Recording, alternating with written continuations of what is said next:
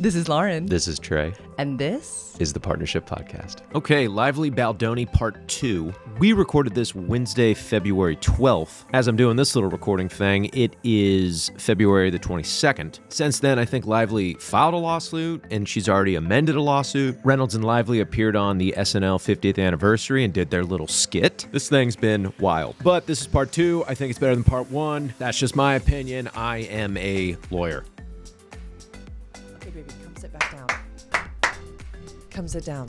And by next week, she means right now. Right now. Hi, welcome back. It's been a week. So we were just talking about Blake Lively, Ryan Reynolds, Justin Baldoni, and the complaints and the lawsuits and all the stuff going on right now. And it's what, mid-February?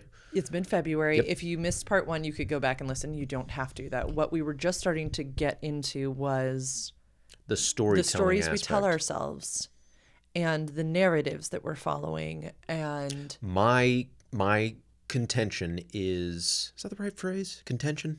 I don't know what you're about to say. Yeah, I will tell you if it's the right right phrase. My opinion is Ryan Reynolds saw the relationship. This is pre-production. This is April 25th. Reynolds calls Baldoni to the penthouse saying, "How dare you ask about my wife's weight? Do not ask about my wife's weight." My opinion is Ryan Reynolds became very aware of their relationship, their working relationship, and pre-production of the film. The film started shooting in May, so this was right before. He became very aware of how much chemistry was surrounding. Ryan Reynolds divorced his wife, Scarlett Johansson, shortly after filming Green Lantern, in which Blake Lively was his romantic co-star in the film. She broke up with her boyfriend. He separated from his wife, I think like 3 to 6 months after they were done filming that movie. And they've been together ever since. This is speculation, of course, but they had an affair on set, or they had an affair after, or whatever it was, and now they're together. And we're talking about storytelling. What the stories that we tell ourselves, and then our experience at a young age. This was what, 15 years? This was 15 years ago? That's a young age. I think he's 48, 49 now. I think she's 10 years younger. Mm-hmm. There it is. What were you going to say? Just fascinating to me right, you and I talk about attachment cycle tracking, and yeah, what a triggering experience it would be to have your wife if you hadn't done your work, right? Yeah. And our culture is so compulsively monogamous. Our culture is so done your work. You can't have a magnetic, erotic connection on set and be trustworthy enough to honor your partnership agreement.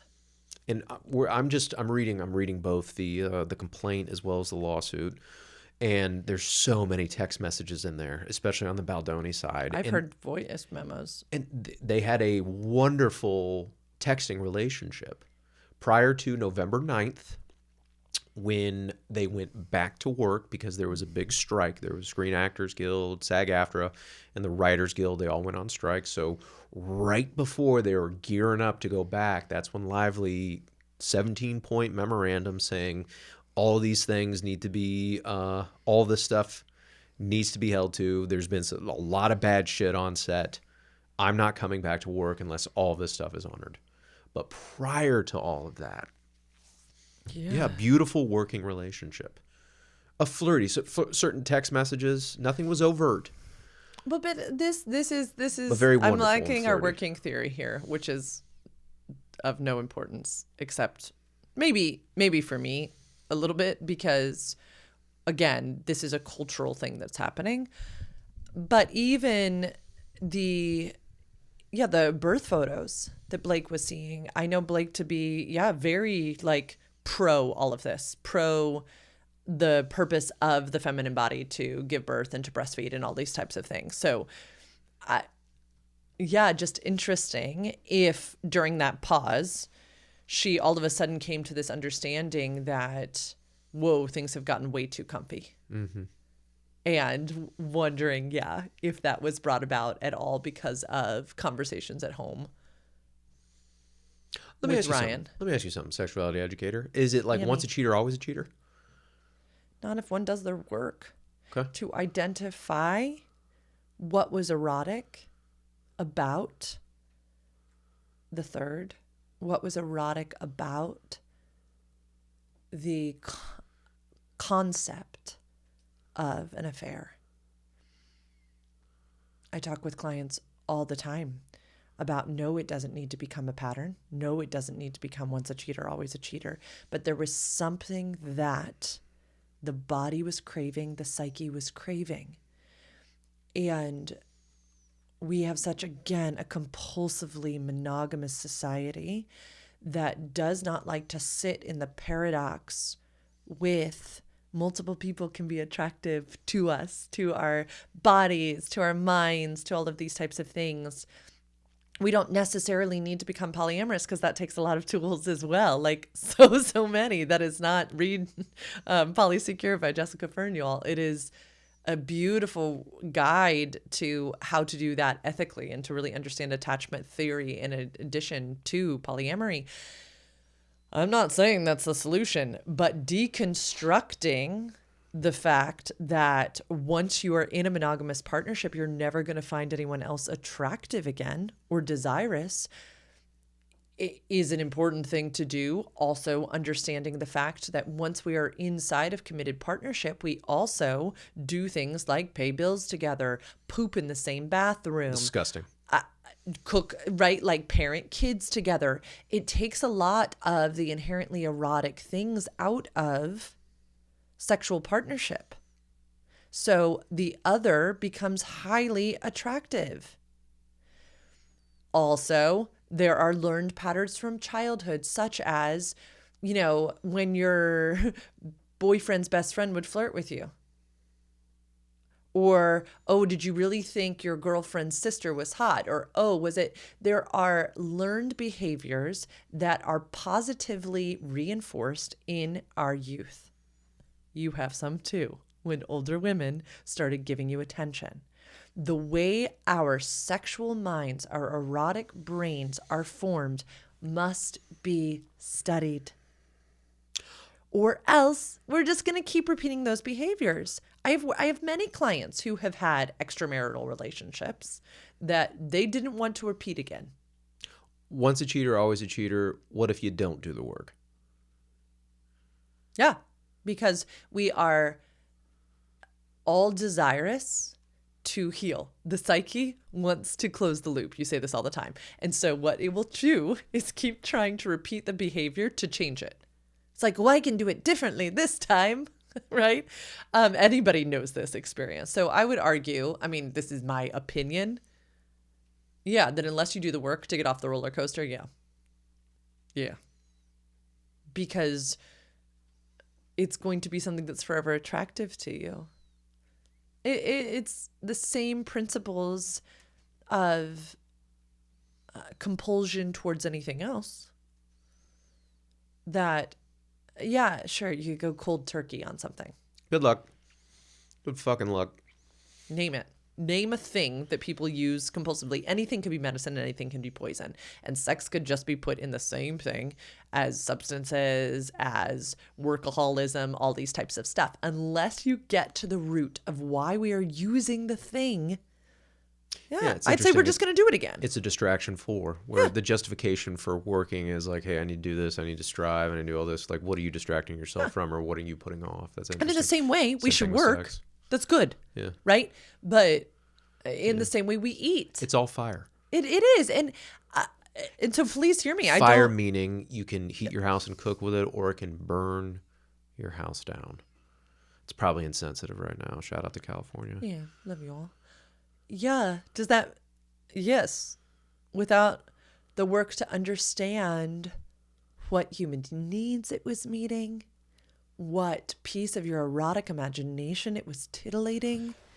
Can we talk about character? Can we shift to character, the character of Blake Lively and the character of Justin Baldoni, and just what we've seen in the public sphere? Character as in regards to Her thing on all this press tour was, I'm towing the company line, and I'm keeping it light and I'm keeping it breezy, because Wayfair Studios told me to stay off the concept of talking about like very serious sexual assault and domestic violence.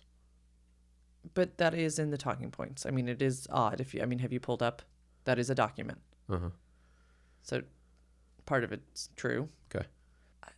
I don't know. I don't know enough about. That's not true. I actually know more about Baldoni's character, Go so ahead. I can speak to what I know about that. Go Is ahead. that I've followed him for years and years because of his book, because of his work in the world. Many of my colleagues refer to him. I mean, like, as a person who is having the conversations that we all need to be having. So that is funny because, I mean, I was shocked. Like, I was sad.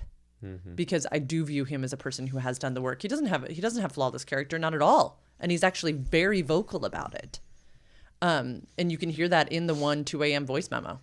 Is like, my wife knows that. I mean, it's as if we were talking, right? Some people will say that sometimes to us. It was even the question about the baby on our season finale, that people were like, "Wow, in your conservative town, like, can't believe you guys have this podcast where you talk about these things." And then, and the baby could hear these things, and we're like, like, these conversations that we have in these chairs are conversations that we have outside of the chairs. That's why we decided to podcast. Yeah, it's not today. shameful or closeted. This is not people, you know, Trey finds other women attractive. They know, I know, this is a very common thing. I find other men attractive, Trey knows. And we do the work, you and I, to understand eroticism, understand our partnership agreements. Talk about Baldoni's character. Okay, so from what I know, he is honest about his past. He is honest about the lessons that he has learned and is learning. He adores his wife and his children. He has good humans in his life who study the same types of things I do. A ton of depth psychology stuff, a ton of shadow work, a ton of Jungian theory, they're not uncomfortable with these same things that we talk about. So, you know how I've been on here talking a lot about the quote, "We don't get to tell someone how to love us. We just get to decide whether or not we want to participate in the ways that they love." So that is a Danae Logan quote. Her Cheaper Than Therapy podcast that she did forever was with Dr. Vanessa Bennett. Dr. Vanessa Bennett is married to this guy on Instagram who's the angry therapist. He and Vanessa are now living in Baldoni's house. So, like, these are people that I really love their ways of thinking. They're not uncomfy with the uncomfy. That's what I know of his character, is that it's not, I don't know, you lay on your couch and talk to your shrink, or like, yeah, I go to therapy. These are people who are good in the mess. These are people who would call someone out for fear of being uncomfortable instead of staying attached for relationship ease. Does that make sense? Like, yeah. And so I don't know. I'm just like, That's interesting. Calling him out for fear of being uncomfortable might have been one of the key mistakes of this whole thing, because the November 9th thing, I believe my interpretation is Wayfair just wanted to go back to work. So they agreed to it versus putting up a defense or literally putting in writing what the fuck. yes. Like, and what in the fuck is all of this shit? Where did this all come from? Because they claim they were blindsided by all of it, which I haven't found anything yet from the Lively camp of like, hey, bad shit's going down. That's a beautiful June, Concept. July, August, September, Because we October, talk November. about all the 6 months time. prior. It was 6 months prior. Some of these, you know, the scene, the famous scene that you could pull up on YouTube was May 23rd, I believe, of 2023. And then the complaint came out in November, the day before they were supposed to go back to work. It's such a vulnerable time where you're supposed to go back to work, meaning we can start paying people again. People can start fucking working and paying their bills. I think one of their big mistakes is like, wait a minute, not standing up for themselves or not calling out. What are you talking about? If that's the case. Yes. Now, if these people were doing all this wild shit, fuck them. But if that's the case, you got to say fuck you. You know how we talk about all the time, notice, trusting, and valuing what we need, want, or desire. Yeah. Then we got to communicate it to the person we want the thing from. Then they get to go inside themselves, the person or the group or the organization, whatever, and say, are we willing to provide this thing? That's on them. Mm-hmm. And you're exactly right. If they weren't, they could have 100% said back, let's come to the table. We need to renegotiate. I don't know what is going on here. But yes, what happens is, in order to keep comfortable, and I hear you, there was a lot at risk. Like, we had people who needed to make money again. This is fascinating too, because reading through the lawsuit from where I'm at, I'm maybe a third through, the Baldoni one, there was so much of we need to keep Blake Lively comfortable. Yeah. Or we'll lose her, or she'll walk. Yeah, in essence. Or we'll lose her, or she's going to become... There were so many side conversations with Baldoni and his producers of, we need to keep her comfortable. What was the thing about the PR firm? Is that anyway true? Like, they hired... I mean, I thought there were text messages about, like, we can bury her or whatever. I can't speak to it. What they're saying is the Baldoni, this is loose for me, is like Baldoni's team is saying they omitted certain, I think, emojis that expressed sarcasm. Or the New York Times, as well as Lively, they omitted certain things or certain text messages, but I haven't gotten there. I can't speak to it. Once you do. I'm a citizen lawyer. Once you do, we need you to come back and report. I've gone to law school in my mind. I'm fully accredited here. I think one of the things that makes me just really angry about all of this is, if it's not true, fuck you, right? For using this. Yes. Oh, the sweet irony, too. Oh, the sweet irony. It was a movie about taking back your power. Yes. And Baldoni's camp is saying they seized it.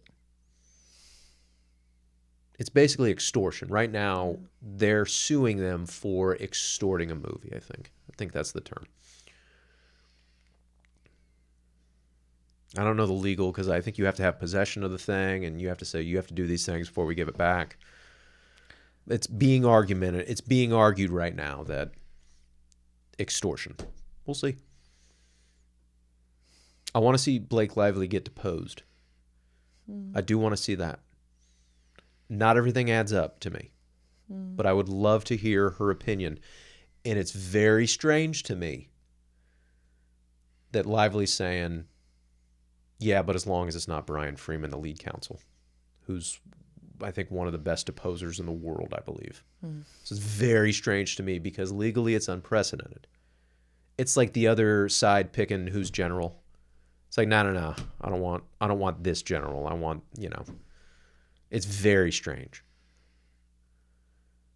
Yeah, and I hope it's like a yucky thing and not. This is what's so tricky, is that it's like, is it? I don't know. Did Brian do something? Does he? Brian Friedman? Yeah, I don't know. The request is insane. Legally, lawyers that I'm listening to, they're like, this is an insane request. A lawyer would never make this request. This was done by the client. And then the other thing that the Baldoni camp is saying is like, hey, we got these 17 points that we agreed to, but in this complaint, in this legal document, you're saying we got 30. Yeah, that's Prove odd. it. We didn't get this. We're reading this now. We didn't get this. Prove it. Prove you sent us this and we agreed to this. So that's a huge no-no. Because I don't know if it's perjury. So we'll see how this thing plays out. I'd love to see both of them get deposed, though. It's good tape. Okay, back to, why do you think it fascinates you? Why do you think it fascinates you? Yeah. Power. Narcissism fascinates me. Megalomania fascinates me. Hitler. Yeah, no. Fascinated by Hitler. The Third Reich. How did all of that happen? How did these horrible things happen? The worst thing that ever happened to the country of Germany was its leader. Right. He didn't value life, anyone's life. No. Not his own people. Certainly not the people of other countries or races or genders or ethnicities. But he didn't value, I find it fascinating, he didn't value his own life. And there was always some type of miracle around the corner. Elizabeth Holmes, the Theranos CEO, even while she was being criminally, there was like, oh, there's something else that's going to get us out of this. It's going to prove me right. It's delusion. It's believing your own lies. I find it fascinating when you start believing your own lies. That's delusion. And, as a person who's watching you study it, what's interesting to me is like, why is he studying this? And yeah, Madeline L'Engle, one of my favorite authors, talks about our tendency to do that is in essence a form of self-protection, that we want to ensure that we're not taken advantage of in that same way, that we're protected, that we're not, we don't get put under the thumb of another person who would ever do that again. So we can kind of be on the lookout. That, and I don't ever want to be that either, which is like, oh shit, am I going to become this? No. Yeah. There's something always, it's small in my mind.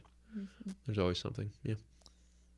Which thank you. I think we all should. I mean, it's why learning about history is really important, and why I think observing these things in culture is important too. Having these conversations about what is going on in culture can be very good for relationships. How would we feel, about if Lauren worked with a really attractive hetero man in her business, right? What if I did bring on another colleague and he was hot, man-bunned male who had charisma and could talk about the things with me that I really like to talk about? Yeah, and then it'd be for me, it's like, what is she getting that I'm not providing? What is she getting from him that I'm not providing to her? Yeah. And then, is that even yours to worry about? Right? Are we enough If I want as just human beings? and- I don't know if you ever need to worry about being all things to me. That would be an exhausting thing to constantly be. I don't want to spend the rest of my life competing with beautiful women. I want women to be beautiful and powerful. And I want to be powerful in my own right and not feel that I need to win over these other women. And scarcity versus abundance mindsets, right? There's this wonderful book called Love and Abundance, a counselor's guide to open relationships. And again, y'all, I'm not saying that everybody needs to go have open relationships. I just think that when we study jealousy, it is fascinating. And what is it getting to? What old beliefs in our bodies? My partner would never look at anyone else because they should be totally satisfied with me and me alone. If my partner was truly happy, if I was being a good enough partner, they would never, ever be attracted to anyone else. It's just not possible to love more than one person. Just interesting. I don't want you to ever feel like you need to be all things to me. We choose partnership. We've chosen to be together. And I want others to bring other things to your life and to my life. And I want to be good for you. I want to be really good for you. But if there's ever a day that I'm not good for you, we need to assess why. I need to love you enough to leave if I am not good for you. If I am stifling you, if you are feeling that I am a weight and not a joy. If I am harmful, critical, mean, manipulative. And then I also want to be enough. I don't want to have to think about, I don't know, What if I age? I am aging. That is a natural experience in the human body. And I don't want you to think about, I need to go,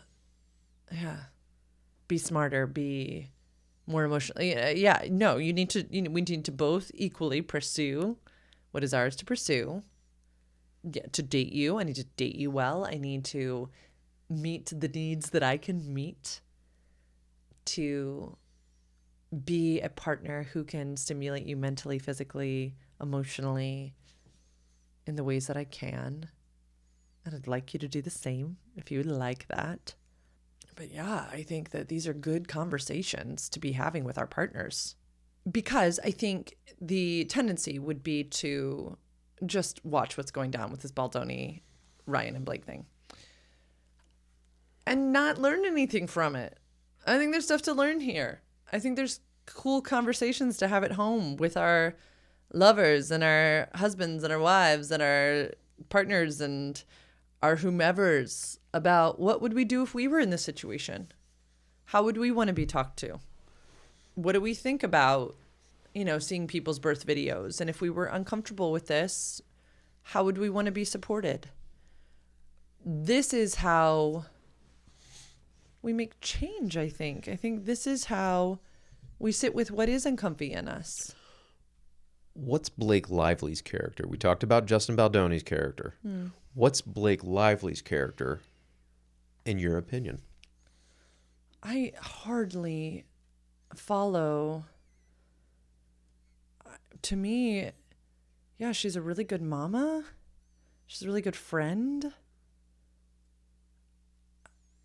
And that's all I know. Yeah, she's developed some products. Good businesswoman. Loves her husband a lot. See her speaking really highly of him.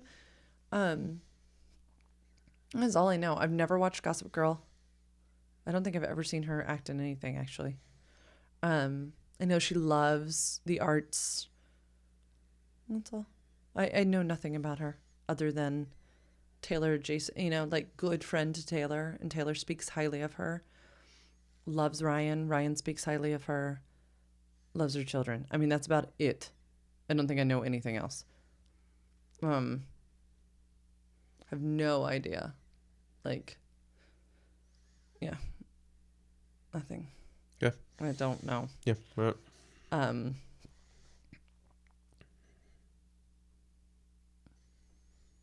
Great. Yeah. That's perfect. Go back to the partner thing. Now I'm intrigued.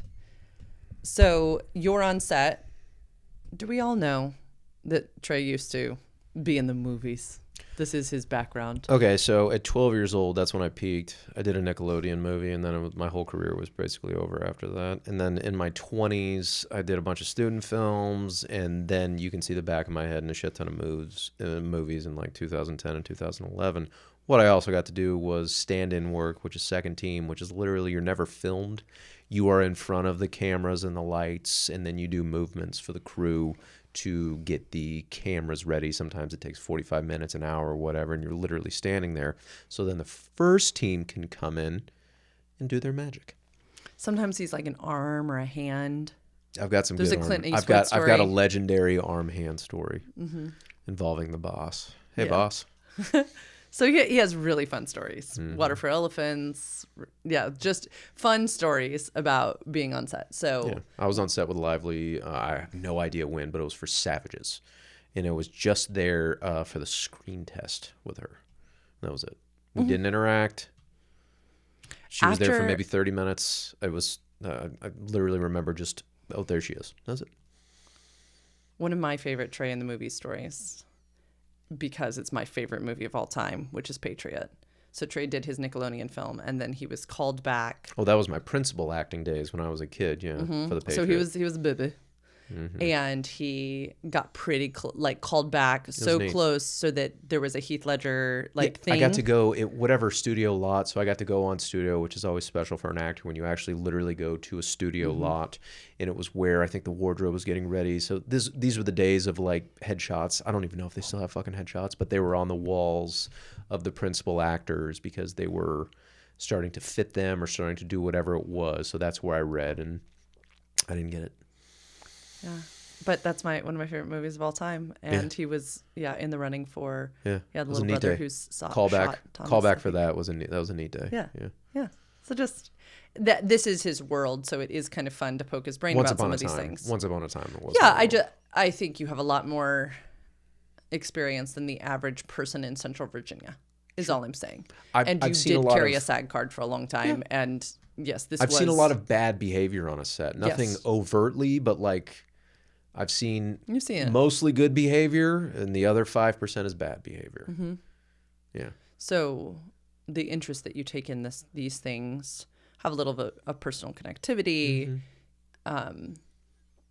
Anyway, should I be, say you were still in that world, mm-hmm. would I have reason, given the level of relationship and communication we have in this partnership that we now share, do you think I should be scared if you were on set with a stunning woman? No. Scared? Yeah. No. Why not? Why shouldn't I be scared? Why shouldn't I be scared? What's the context?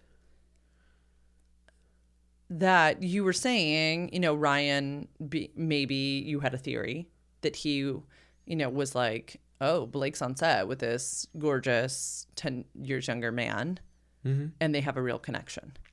Well, why? I think that's how they met and fell in love. They were shooting a movie together where they were both the romantic interests, and they both had partners at the time. Ryan was actually married. She had a boyfriend, mm-hmm. and... Why shouldn't I be scared then? If I was on set with did we meet? Is it assumed that we met on set and we were both married and we had affairs? It's assumed that we're in this partnership that we're in right now. Uh-huh. So right now, poof. Oh, there's a lot out back. No. There's a gorgeous, talented, emotionally mature, grounded woman. Yeah. In her late 40s. Uh-huh. Redhead. Jessica Chastain. Uh-huh. Fuck. She's there.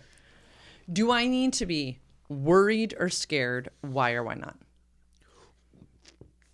No, because I really value the relationship and the communication that we have, and I don't want to upend my life. No,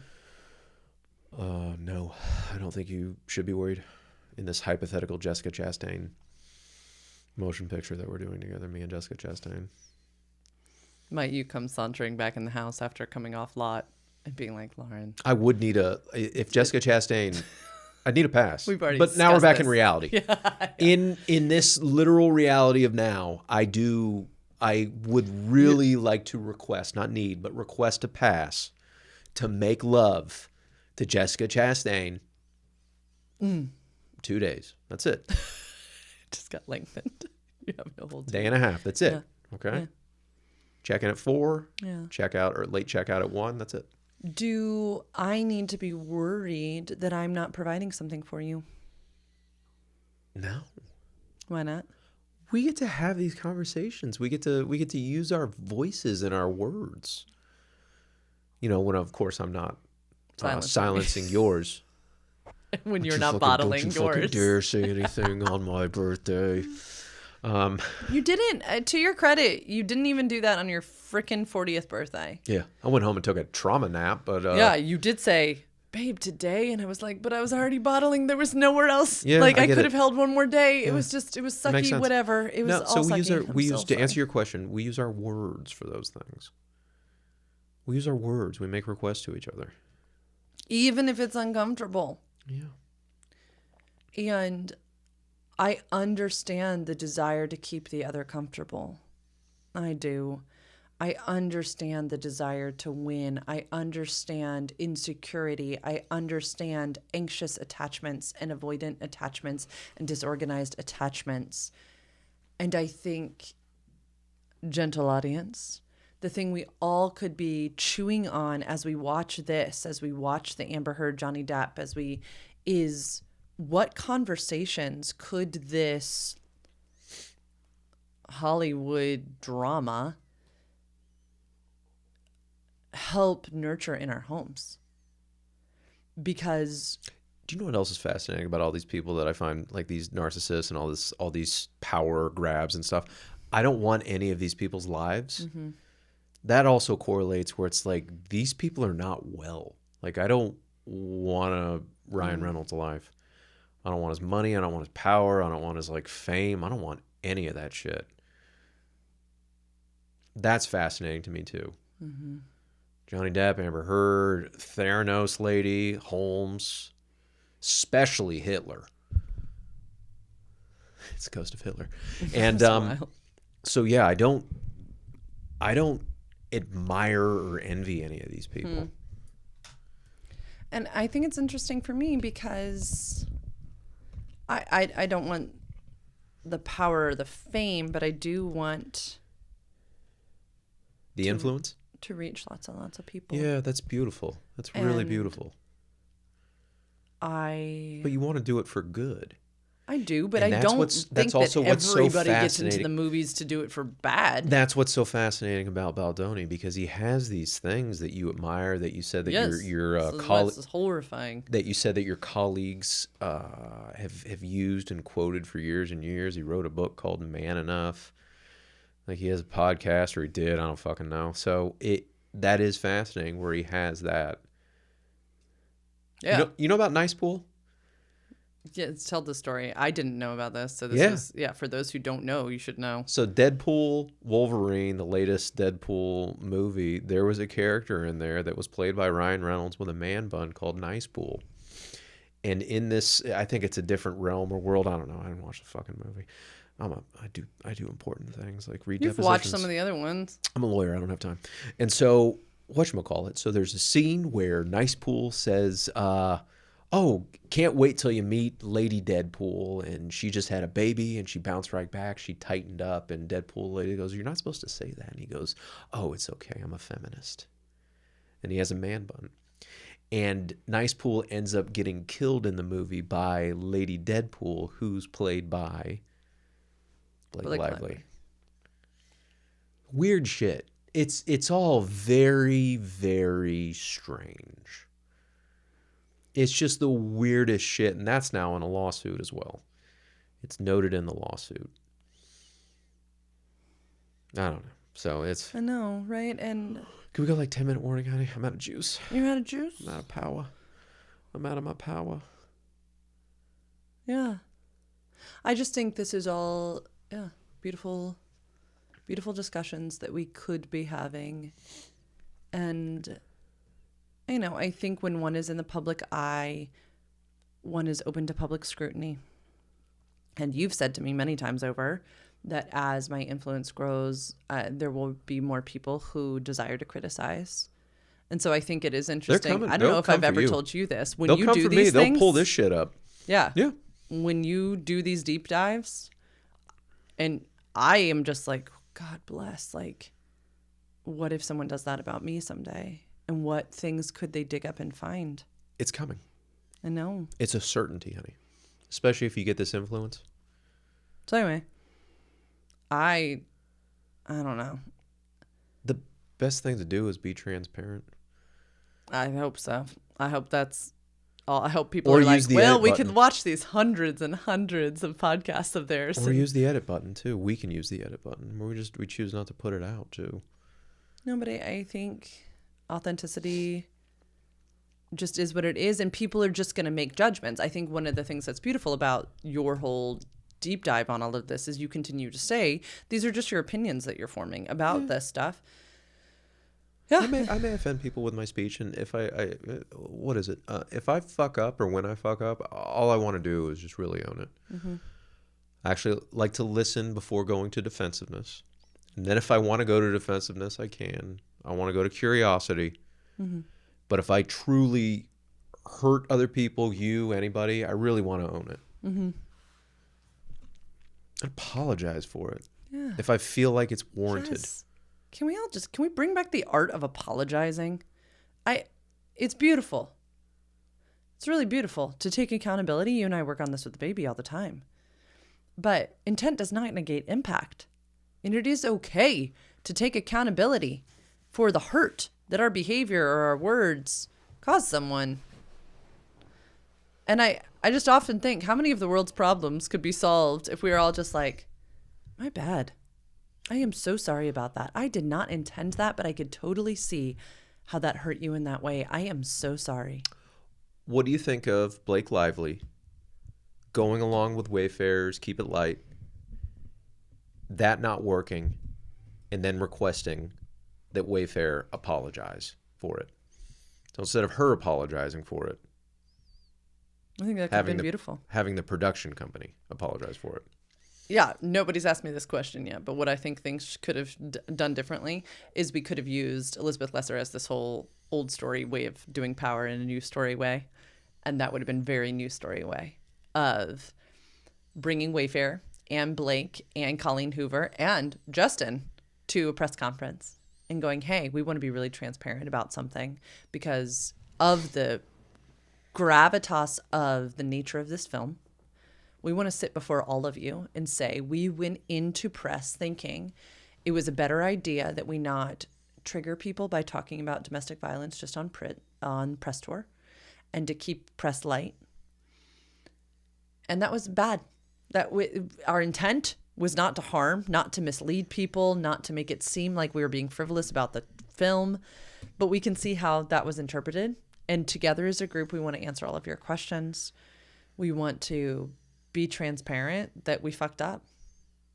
And sometimes that happens. What questions do you have for us? All of the members of the press could have asked questions.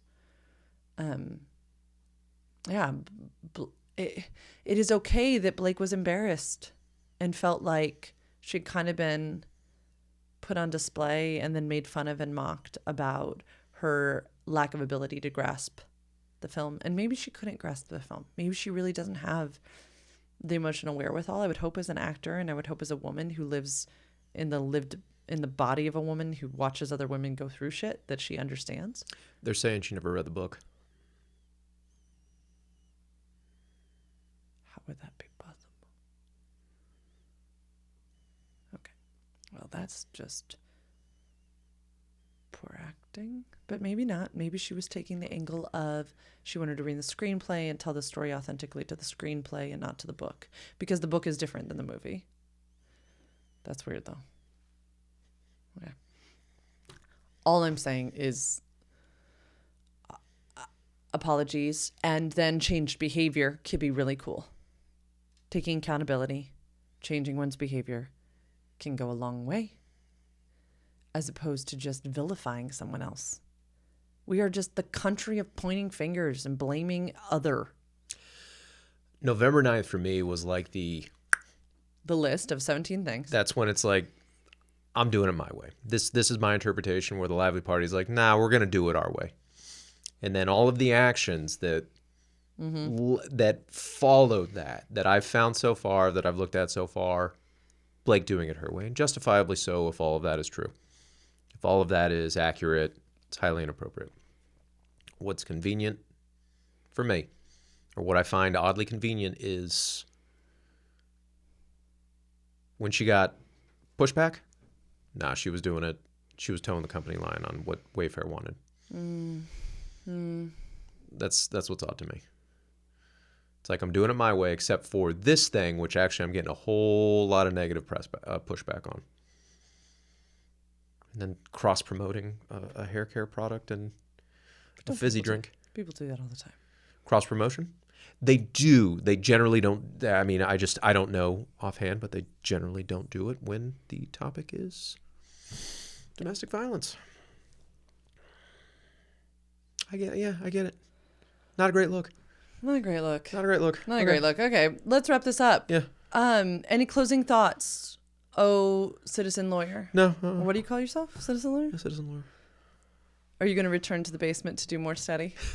Y'all, I mean, it's just constant right now. It is just constant. He falls down. Oh, I didn't mean study like jerking off. It was so funny. I didn't mean it like that. I really didn't. I live the life of somebody who doesn't have a job. I promise people I make money. It is so human design. We talk about this all the time. On OnlyFans. Trey is a projector, but he's also this 5'1" profile, which is, just Google it, this like deep diver. Like Trey is going to get to the bottom of something, whether it is a auto water dispensing bowl for our cats or whether it is the lively Baldoni case. It's just going to happen. So just be prepared. Anyway, I got to get back to court. Thanks for coming to this episode of the Bye, Partnership Podcast with Lauren and Trey. These are our opinions, obviously, and our opinions only. Take what you like, leave the rest. Look, this would be a fun shot if we face the camera, but no, that's not happening now. If you want to talk about some of the themes, some of the stories that we tell ourselves and how to have these types of conversations with your partner, go to sexedforyou.com/free consult. I'd love to chat with you. Thank you for joining us on this interesting conversation on this snow day. Sounds like outside that it changed over to sleet, so we're going to go check. Y'all have a great rest of your day, and we will talk to you soon. Bye-bye.